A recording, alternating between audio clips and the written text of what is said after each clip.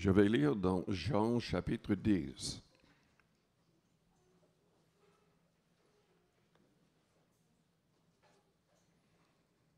C'est le Seigneur qui est en train d'enseigner dans ce chapitre. Commençons à lire au verset 9. Je suis la porte, si quelqu'un entre par moi, il sera sauvé. Il entrera et il sortira et il trouvera des pâturages. Le voleur ne vient que pour dérober, égorger et détruire. Moi, je suis venu afin que les brebis aient la vie et qu'elles soient dans l'abondance. Je suis le bon berger. Le bon berger donne sa vie pour ses brebis. Au verset 17, le Père m'aime parce que je donne ma vie afin de la reprendre. Personne ne me l'ôte, mais je la donne de moi-même. J'ai le pouvoir de la donner et j'ai le pouvoir de la reprendre. Tel est l'ordre que j'ai reçu de mon Père. Et au verset 27, mes brebis entendent ma voix. Je les connais et elles me suivent. Je leur donne la vie éternelle. Elles ne périront jamais et personne ne les ravira de ma main. Père Céleste, nous te louons, nous te bénissons ce matin. Que toute personne dans cette salle puisse saisir la main du seul vrai Sauveur. Que toute personne ici soit délivrée du pouvoir du péché. Que tous soient remplis de ton esprit, de ton amour. Seigneur, aide-nous à être plus que vainqueurs en tout temps, en tout lieu. Transforme-nous dans l'image de Jésus-Christ. Merci, Père. Merci, Seigneur Jésus. Amen. Vous pouvez vous asseoir.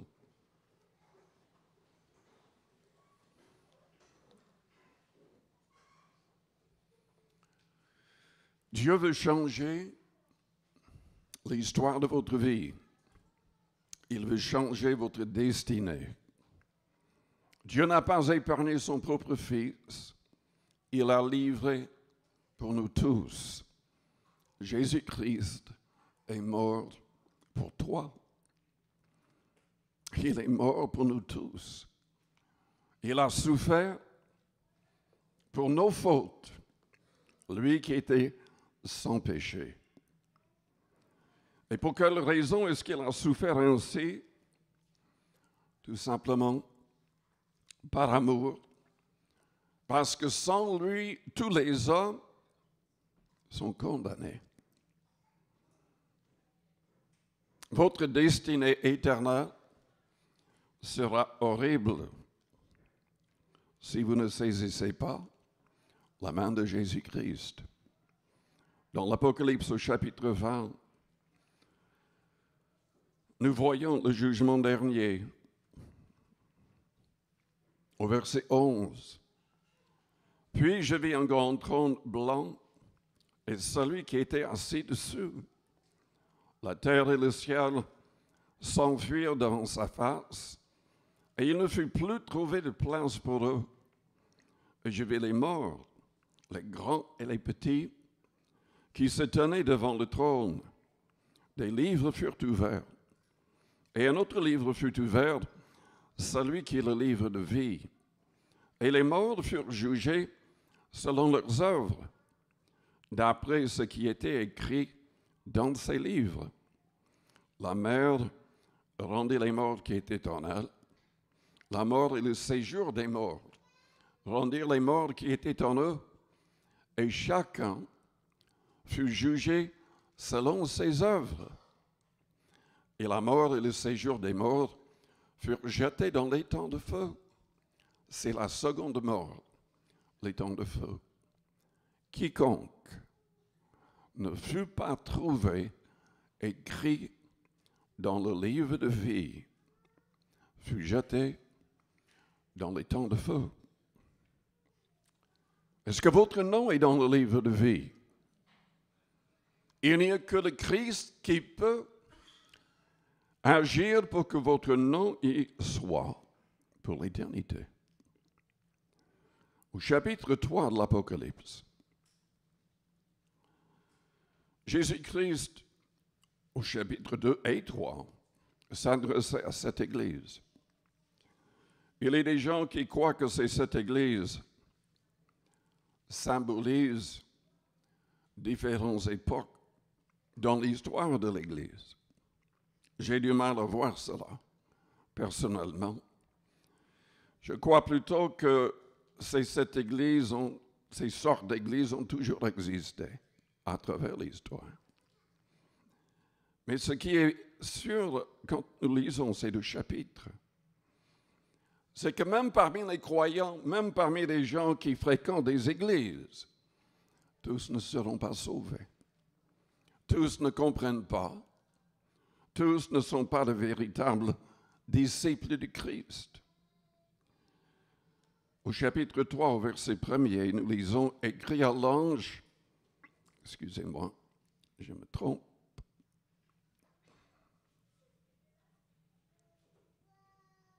Non, je ne me trompe pas. Écrit à l'ange de l'église de Sardes. Voici ce que dit celui qui a les 7 esprits de Dieu, les 7 étoiles. Je connais tes œuvres. Je sais que tu passes pour être vivant et tu es mort. Sois vigilant et affermis le reste qui est près de mourir, car je n'ai pas trouvé tes œuvres parfaites devant mon Dieu. On n'est pas sauvé par les œuvres. La Bible est formelle dans Éphésiens chapitre 2, versets 8 à 10. Nous sommes sauvés par notre foi en Christ et par le fait de permettre au Christ de nous transformer. Mais le même chapitre dit que nous sommes créés par le Christ pour accomplir de bonnes œuvres. S'il n'y a pas de bonnes œuvres dans nos vies, c'est le signe que nous n'avons pas vraiment rencontré le Christ, que nous n'avons pas vraiment permis au Christ de nous changer. Mais lisons plus loin. Sois vigilant, affermis le reste qui est près de mourir, car je n'ai pas trouvé tes œuvres parfaites devant mon Dieu. Nous ne sommes pas sauvés par les œuvres, mais nous pouvons tout perdre s'il n'y a pas d'œuvre. À chaque église, dans ces 2 chapitres, le Seigneur a parlé de leurs œuvres. Évidemment, les œuvres s'appliquent dans le sens de notre obéissance au commandement du Christ. Nous avons les commandements écrits dans le Nouveau Testament, mais nous avons aussi le passage dans Romains 8 qui dit que les vrais enfants de Dieu sont conduits par l'Esprit du Christ. Celui qui se rebelle contre l'Esprit, qui ne veut pas obéir, qui ne veut pas suivre, va de manière évidente être éloigné du vrai salut. C'est souligné ici. Rappelle-toi donc comment tu as reçu et entendu et garde. Et repens-toi. Si tu ne veilles pas, je viendrai comme un voleur. Et tu ne sauras pas à quelle heure je viendrai sur toi. Cependant, tu as à Sardes quelques hommes qui n'ont pas souillé leurs vêtements. Ils marcheront avec moi en vêtements blancs, parce qu'ils en sont dignes. Celui qui vaincra sera revêtu ainsi de vêtements blancs. Je n'effacerai point son nom du livre de vie. Et je confesserai son nom devant mon Père et devant ses anges, que celui qui a des oreilles entende ce que l'Esprit dit aux églises. Je voudrais lire un autre passage dans Matthieu, chapitre 24.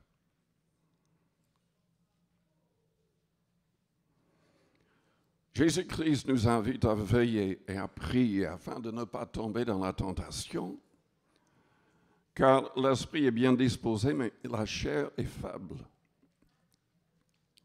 Dans Matthieu 24, verset 42, il a dit « Veillez donc, puisque vous ne savez pas quel jour votre Seigneur viendra. » Le Seigneur a promis de revenir. Mais selon 1 Thessaloniciens 4, il va revenir dans les airs. Et les vrais croyants seront enlevés en un clin d'œil, dans une dixième de seconde, pour le rencontrer dans les airs.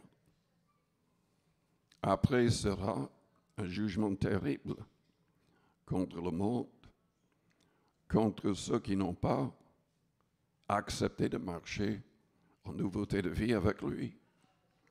Sachez-le bien, si le maître de la maison savait à quelle veille de la nuit le voleur doit venir, il veillerait et ne laisserait pas percer sa maison. C'est pourquoi vous aussi tenez-vous prêts, car le Fils de l'homme viendra à l'heure où vous n'y penserez pas. Quel est donc le serviteur fidèle et prudent que son maître a établi sur ces gens pour leur donner la nourriture au temps convenable? Heureux ce serviteur que son maître, à son arrivée, trouvera faisant ainsi. Le Seigneur nous appelle non pas simplement à croire en lui, mais à le suivre. Suivez-moi, et je vous ferai pêcheurs d'hommes. Et il nous appelle aussi à veiller les uns sur les autres, à nourrir ces agneaux, ces brebis. Nous devons travailler pour le Seigneur. Nous devons le servir. Il a un plan pour votre vie. Ce n'est pas un plan qui correspond à nos désirs charnels. Le monde nous pousse à vouloir les richesses, la gloire, et les hommes cherchent le plaisir de manière terrible. Égoïstes, égocentriques, écrasant les autres pour réussir. C'est tout le contraire de ce que le Seigneur demande. Selon Paul, dans 2 Corinthiens 5, à partir du verset 14, le vrai disciple est celui qui ne vit plus pour lui-même. Il vit pour le Seigneur et pour les autres. Et c'est l'idée ici. Heureux ce serviteur que son maître, à son arrivée, trouvera faisant ainsi. Je vous le dis en vérité, il l'établira sur tous ses biens. Mais si c'est un méchant serviteur qui dit en lui-même, mon maître tarde à venir, s'il se met à battre ses compagnons, s'il mange et boit avec les ivrognes, sachez que nous ne pouvons pas être amis avec n'importe qui. Nous devons être des amis pour tout le monde, dans le sens de leur parler du Seigneur Jésus. Mais si vous avez un ami et vous ne lui parlez pas du Seigneur, si vous vous habillez comme cet ami,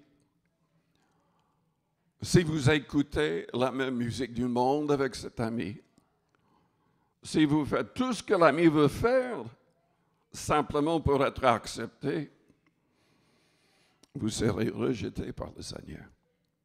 Ce n'est pas possible. Et je peux vous dire que quand on est un vrai disciple, soit votre ami va devenir un vrai disciple, soit votre ami va vous fuir.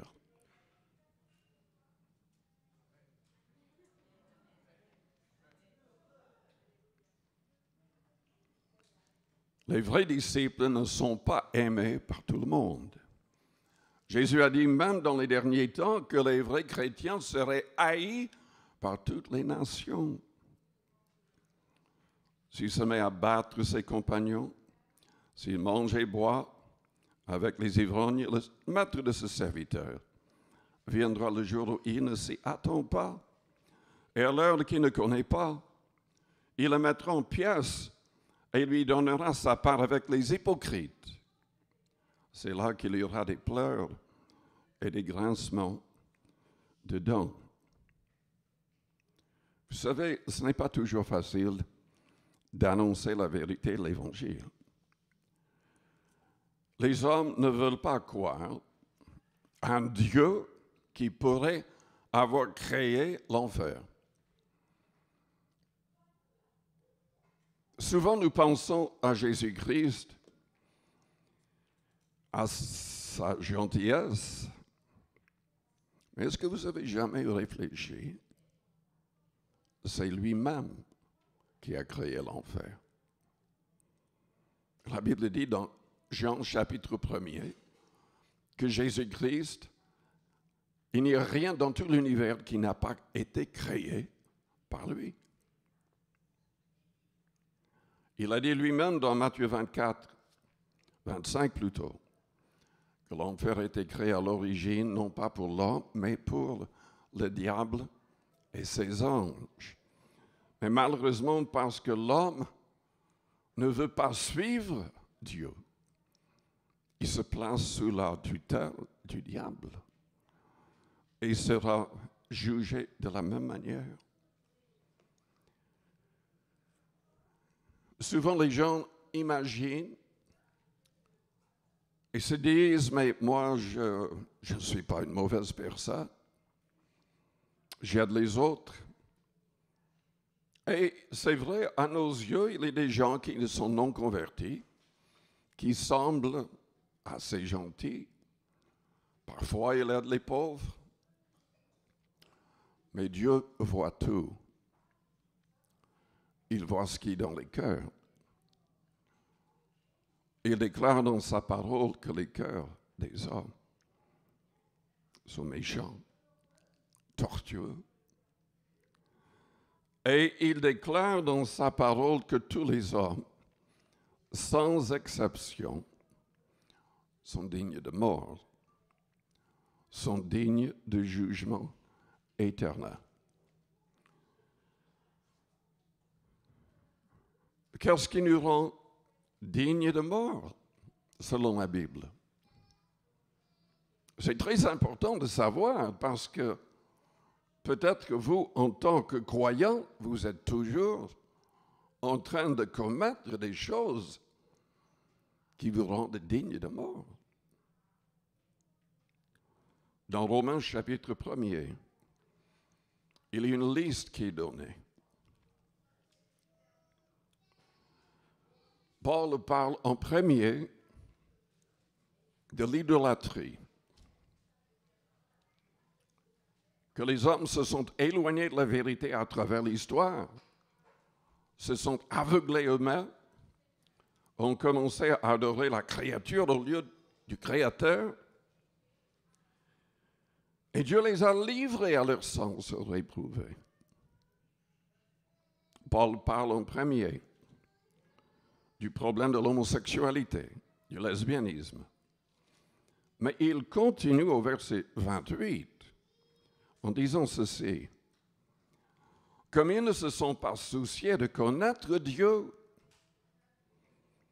Dieu les a livrés à leur sens réprouvé pour commettre des choses indignes, étant remplis de toute espèce d'injustice, de méchanceté, de cupidité, c'est-à-dire voulant gagner de l'argent même en écrasant les autres, en étant malhonnête par rapport aux autres, remplis de malice, plein d'envie, de meurtre, de querelle, de ruse, de malignité, rapporteurs, médisants, impies, arrogants, hautains, fanfarons, ingénieux au mal, rebelles à leurs parents, dépourvus d'intelligence, de loyauté, d'affection naturelle, de miséricorde.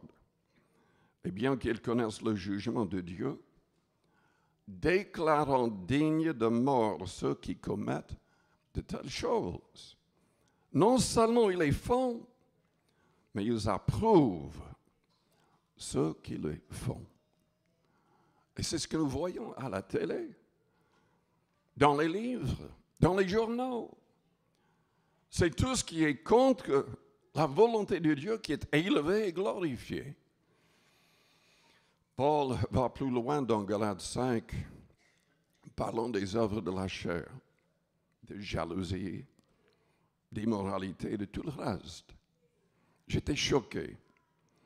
Hier, j'ai lu l'histoire d'un homme de 25 ans, son enfant, un bébé, luttait avec un cancer des yeux. Et l'enfant allait de mieux en mieux. Le père a été traîné en justice parce que l'enfant a été tué. Et il l'a tué. Vous savez pourquoi? Parce qu'il trouvait que l'enfant recevait plus d'attention que lui.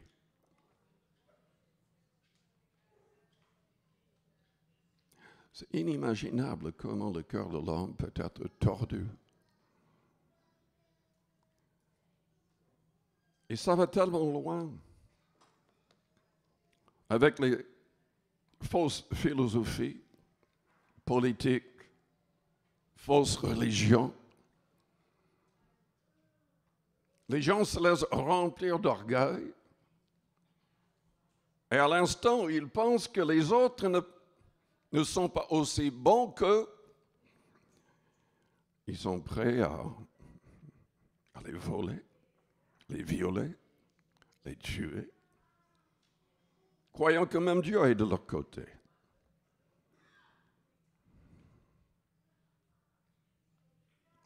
Dieu dit dans sa parole que les hommes sont dignes de mort, tous les hommes. Tous les hommes. Dieu voit ce qui se passe au niveau de nos imaginations. Et les hommes commettent des choses terribles contre la volonté de Dieu. Mais Jésus-Christ a agi pour changer notre histoire, pour changer notre destinée éternelle. Il a agi pour que notre nom soit écrit dans le livre de vie et pour qu'il y reste pour l'éternité. Il s'est chargé des péchés du monde. Il a ressenti le poids de nos fautes. Lui, le Fils de Dieu, qui a traversé les cieux pour entrer dans un corps humain, versant son sang pour nous sauver.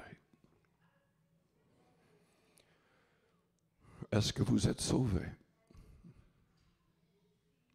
Est-ce que vous avez permis que Jésus-Christ transforme votre manière d'être, votre manière de penser, de parler, d'agir et de réagir? Est-ce que vous avez reçu son amour dans votre cœur, dans votre vie? Est-ce que vous marchez selon sa parole? Ses commandements sont magnifiques. J'ai dit, ses commandements sont magnifiques. Les vrais enfants de Dieu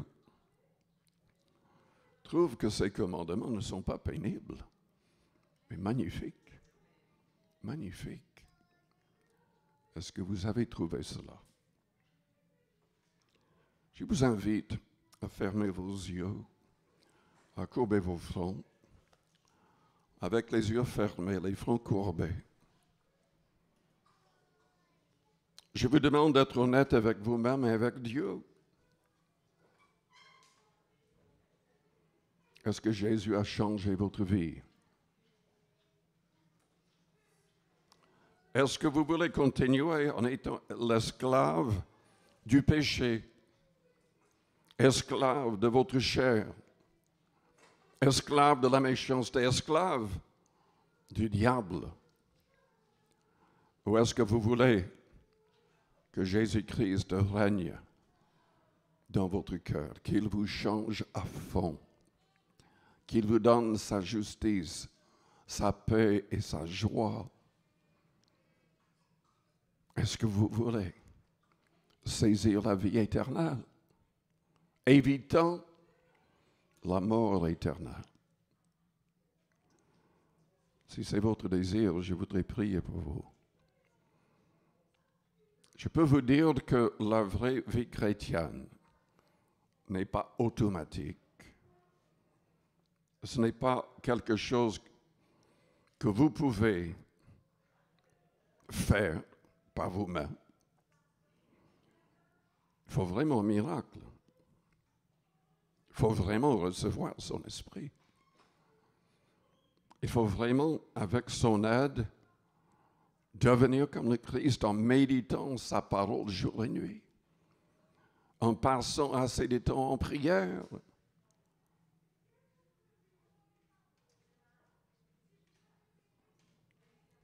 Pendant que les yeux restent fermés, les fronts courbés.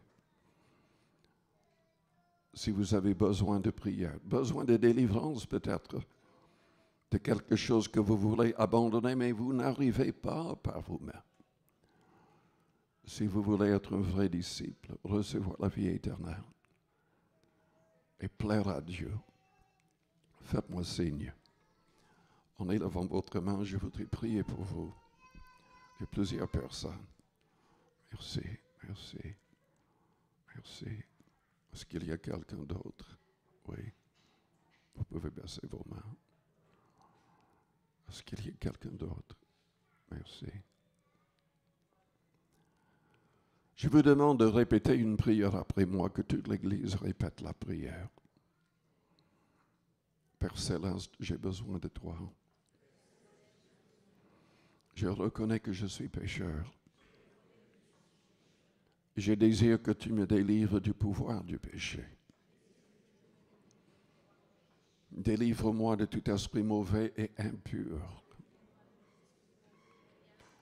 Je désire que ton Esprit Saint entre en moi. Je désire être sous ton contrôle en tout temps. Je désire être conduit par ton Esprit, marchant selon tes commandements, manifestant ton amour. Je confesse publiquement que Jésus est le seul sauveur du monde, qui s'est donné volontairement sur la croix pour mes fautes. Et Père, tu l'as ressuscité le troisième jour. Il est monté en gloire et le Saint-Esprit nous a été envoyé. Remplis-moi du Saint-Esprit.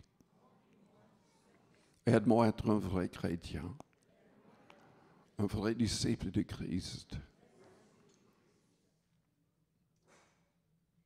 Que mes œuvres soient parfaites devant toi. Je désire accomplir le plan que tu as préparé pour moi.